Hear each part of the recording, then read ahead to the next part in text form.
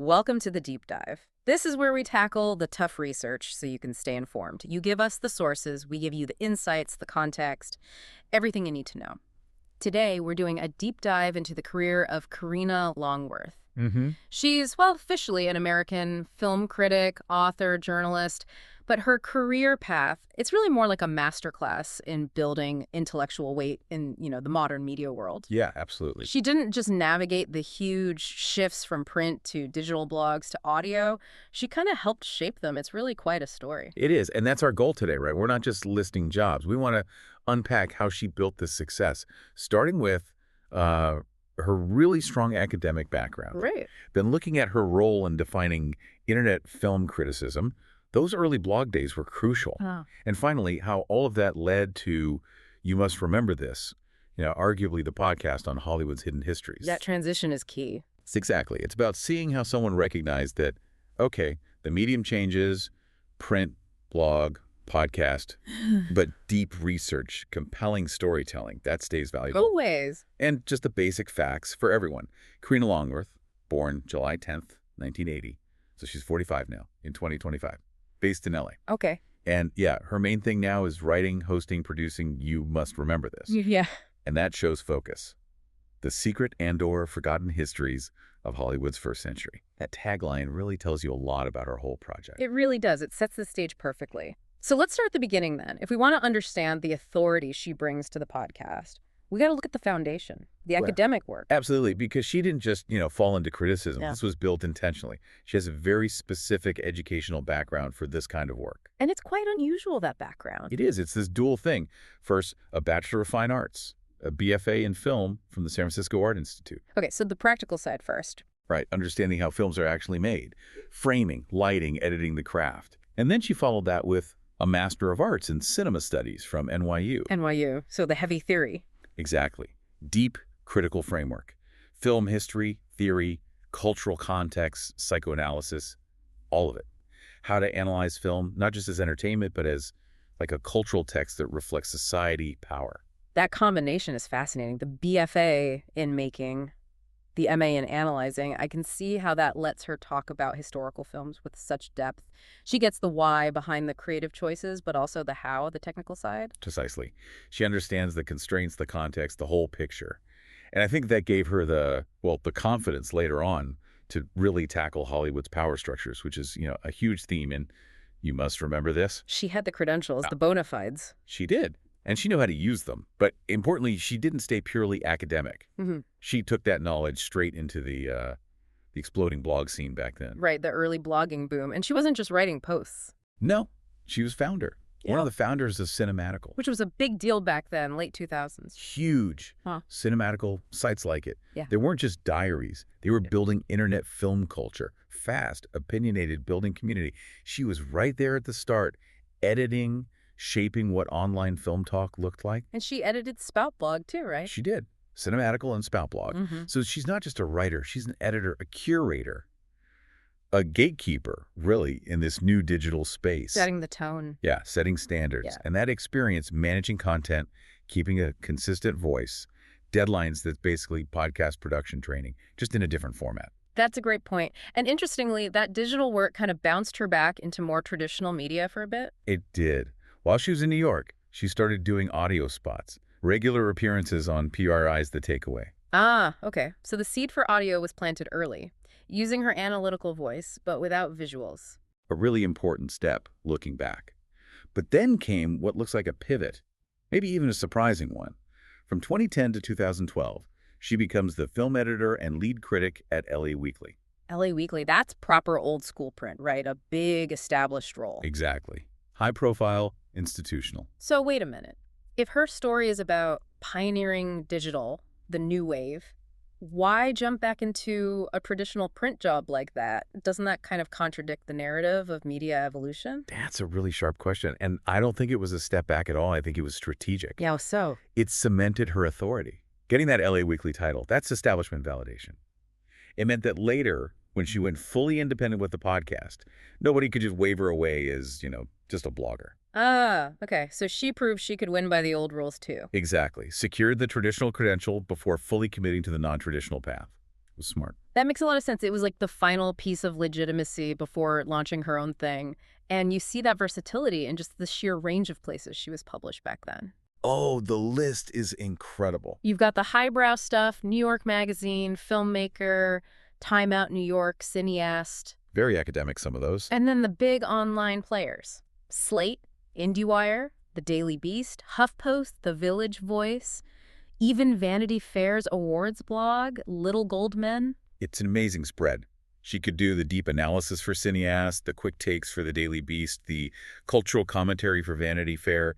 She was fluent across platforms before that was even really a common thing. Which is exactly the kind of flexibility you need if you're going to eventually pour everything into one very specific medium, like a history podcast. Absolutely. That adaptability was key. So this period, it wasn't just about getting bylines. It was happening during this huge, well, philosophical battle, wasn't it? The whole internet versus print criticism debate. Oh, the blog wars. Yeah, it was fierce. The established paid print critics versus these rising, interactive, often unpaid bloggers. And Longworth was right in the middle of it. She's even in that documentary For the Love of Movies. Right. And her take on what made blogging valuable is really telling. It is. She didn't focus on speed or clicks, though those were factors. She said the main thing, the primary virtue, was creating a back-and-forth dialogue with readers. Dialogue, that's the key word. Totally. Think about traditional criticism. The critic writes, maybe you send a letter, maybe it gets printed weeks later. That's it. Very one way. Right. Longworth championed dialogue. Criticism becomes a conversation. The critic might actually have to engage, defend their points in near real time.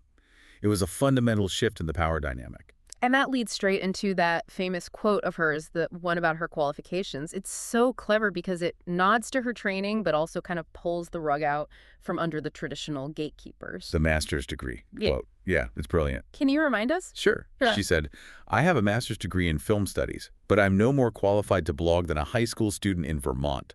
Let's unpack that for a second. It does two things at once, doesn't it? It really does. On one hand, she's saying, look, I did the work, I have the academic background. Establishes her baseline. Yeah. But then, immediately, she says the platform itself, the internet, makes that credential kind of irrelevant for just starting the conversation. It democratizes access. Completely. Expertise helps you write better, maybe argue more effectively, but the barrier to just publishing your thoughts, gone. That high school student in Vermont, if they're passionate and smart, their blog post sits right alongside the MA graduates. It shifts the value from the institution, the degree, to the actual argument being made online. Exactly. Quality of thought, passion, voice, those become the currency, not just the diploma. And the established media, they had to react to this. They often use Longworth as the example of this new challenge. They did. Even the New York Times, the bastion of traditional criticism, called her freakishly smart. They recognized the talent, even as her model kind of threatened theirs. You can almost feel the anxiety in the industry trades back then. Oh, yeah. Look at Variety. In 2008, they wrote about these ever-proliferating bloggers, and they specifically named Longworth's spout, saying they'd become the instant barometers for how a film plays. Instant barometers. That's a huge shift in power. Massive. It used to be the next day's newspaper reviews that set the initial buzz. Now, judgment was immediate, decentralized, coming from people like Longworth. Print felt slow. And Variety saw this coming even earlier, didn't they? They did. Back in 2007, they predicted that as the pool of well-paid print critics shrinks, the next generation would come to trust critic bloggers like spouts Karina Longworth. So she wasn't just part of the trend. She was named as a future authority figure. Explicitly. And the debate got so big that the New York Times itself, in 2008, basically asked out loud, are print critics really so all-important with the web full of debates? Right. And they name-checked her sites again. Cinematical.com, blog.spout.com. Wow. So yeah, she wasn't just participating. She was the visible proof that forced the establishment to reckon with this new reality. Expertise, passion, accessibility, she showed it could thrive outside the old walls. Okay, so she conquers the blogosphere, proved her worth in print. Right. What comes next is the big audio transformation. Right. All that experience, the writing discipline, the voice she honed, the dialogue she fostered, it all seems like preparation for what came next. You must remember this. You must remember this. Yeah. Launched April 2014. And this felt like like the perfect synthesis of everything she'd done.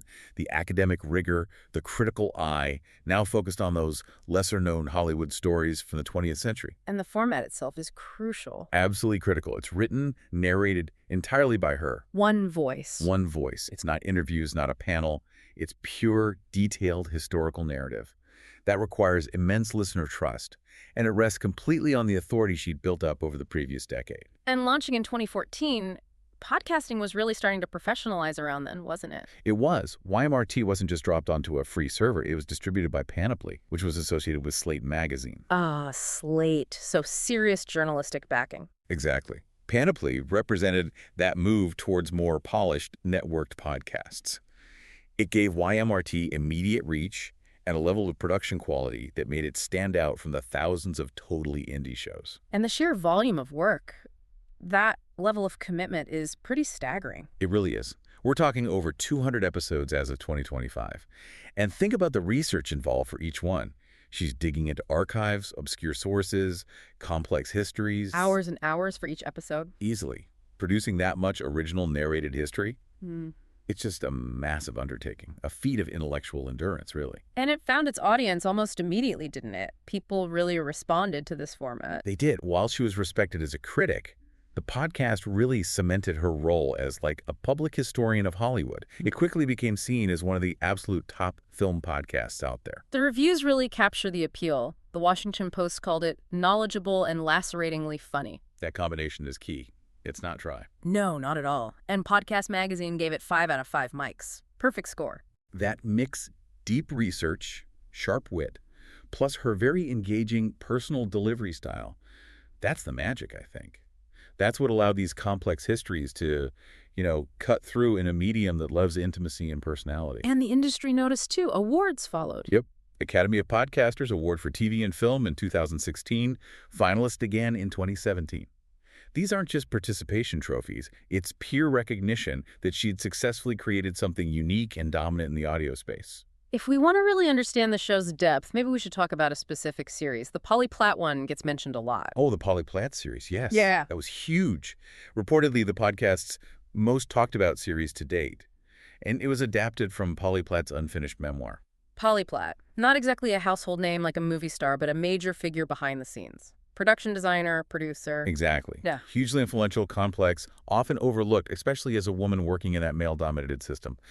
And Longworth chose to dedicate, 6 incredibly detailed episodes to her story. A massive investment. A massive investment in someone pushed to the margins of the standard Hollywood narrative. And that really underscores the core mission of YMRT, doesn't it? It does. Complex, forgotten stories, power dynamics, exploitation, the contributions of women. She's deliberately digging beneath the glossy surface. Yeah, she's not doing puff pieces. It's investigative history, but crafted beautifully for audio.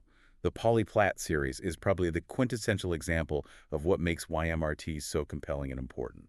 And this dedication to history, to deep research, it's not just in the podcast. She's got a whole bookshelf of nonfiction work, too. Absolutely. And looking at her books, you can actually trace a similar evolution in her focus, moving closer and closer to the kind of historical deep dives she does on the podcast. How so? What are some of the key titles? Well, early on, there's the Portal Spout blog in 2009, basically capturing her work from that digital frontier. Right, a snapshot of that era. Then she moves into biography and analysis, Masters of Cinema, George Lucas in 2012. Then those 2 Anatomies of an Actor books, Al Pacino in 2013, Meryl Streep in 2014.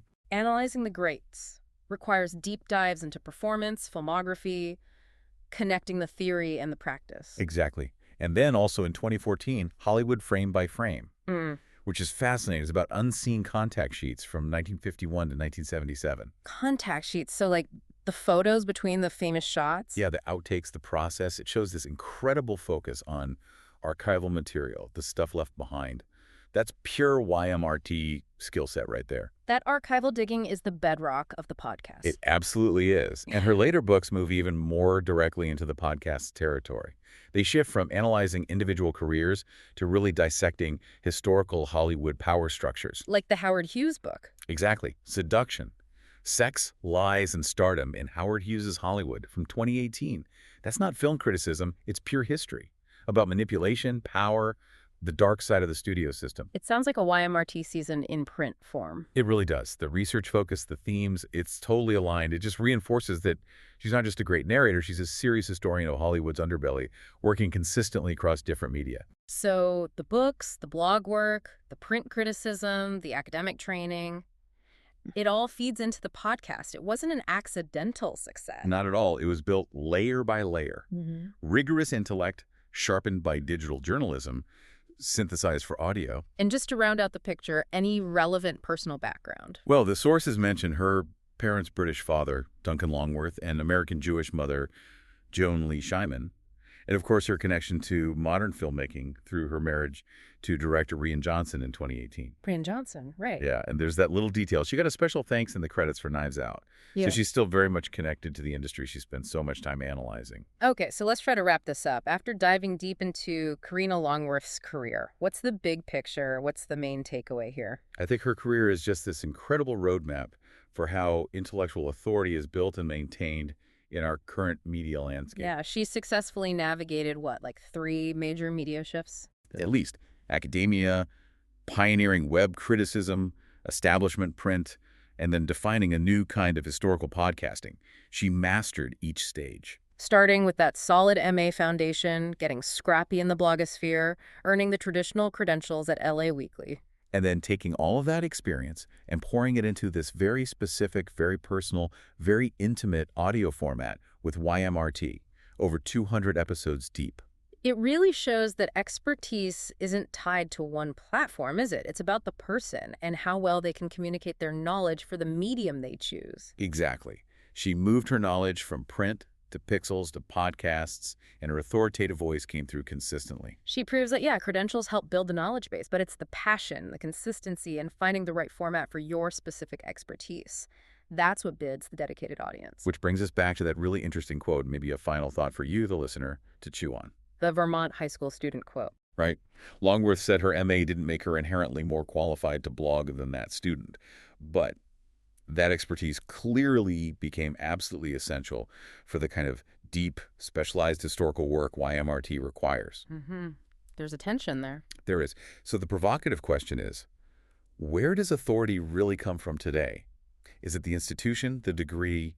Is it the platform, the reach of the blog or the podcast? Or is it something else? Or, as Longworth's career seems to suggest, does the ultimate authority now rest with that singular, compelling voice? The one that just consistently proves its expertise through the quality of the work itself, no matter where it's published. Institution, platform, or voice. It's a central question for how we think about knowledge and influence right now.